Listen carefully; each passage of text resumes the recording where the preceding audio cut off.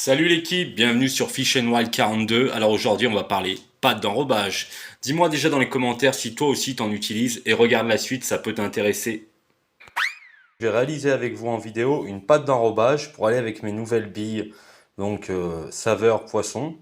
Donc tout simplement, qu'est-ce que je vais prendre? C'est les mêmes éléments que mon mix de base.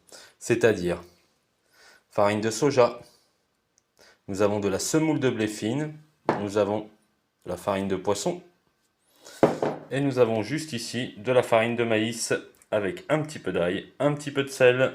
Et là-bas, on a la petite touche couleur, mais ça, je vous en parlerai plus tard. Donc tout simplement, au niveau du mix, j'ai prévu de faire 250 grammes à peu près au niveau de ma pâte. Donc on va partir sur une recette, comme je vous disais, assez simple. Désolé, je replace le téléphone. Donc, on va mettre nos farines donc, dans notre bac. Donc là, j'ai mis le poisson, je mets la semoule de blé. Donc au niveau des dosages, donc au niveau de la farine de poisson, j'ai mis 75 grammes. Au niveau de la semoule de blé, la même chose. Je vais venir rajouter donc mes 50 grammes de farine de soja. Soja gras, bien sûr. Et enfin, au niveau des farines, la dernière, qui est la farine de maïs, 50 grammes. Voilà. À ça, j'ajoute donc un petit peu de sel, une poignée, hop. Et au niveau de mon ail, pareil, je vais rajouter à vue, grosso modo, quelques grammes. Voilà, vous voyez, il y a à peine deux petites secouées. Donc ça, c'est mes éléments secs. Ces éléments secs, je vais les faire travailler ensemble, qu'ils s'imprègnent bien. Donc je vais utiliser le robot qui est là, avec ce bac-là, pour les mélanger, les pétrir ensemble, ce qui va permettre donc tout simplement que les éléments se lient bien. Et ce soir ou demain, je vais laisser reposer un peu tout ça, je passerai donc à la suite de la recette avec les œufs notamment et les arômes liquides, comme le Nokman en l'occurrence.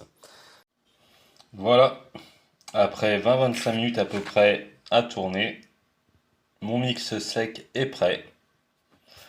Donc j'ai plusieurs possibilités qui s'offrent à moi. On peut très bien le conserver comme ça et donc l'avoir fait par anticipation un petit peu à l'avance pour prévenir les prochaines sessions. Mais il faudra le conserver donc dans une boîte hermétique. Et il faudra quand même pas trop traîner à l'utiliser. Si vous attendez 6 mois, c'est pas la peine. Mais vous pouvez attendre très bien 10 à 15 jours, il n'y a pas de problème.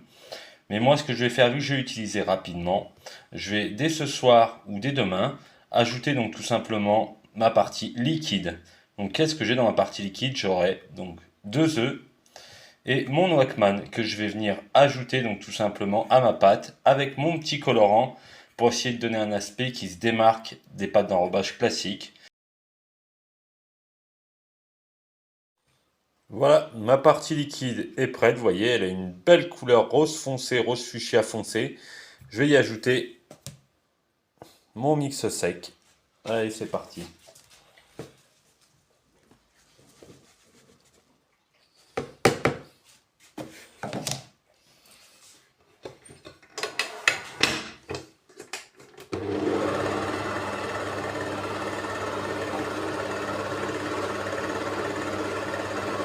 On commence doucement et petit à petit on va accélérer pour que ça prenne bien.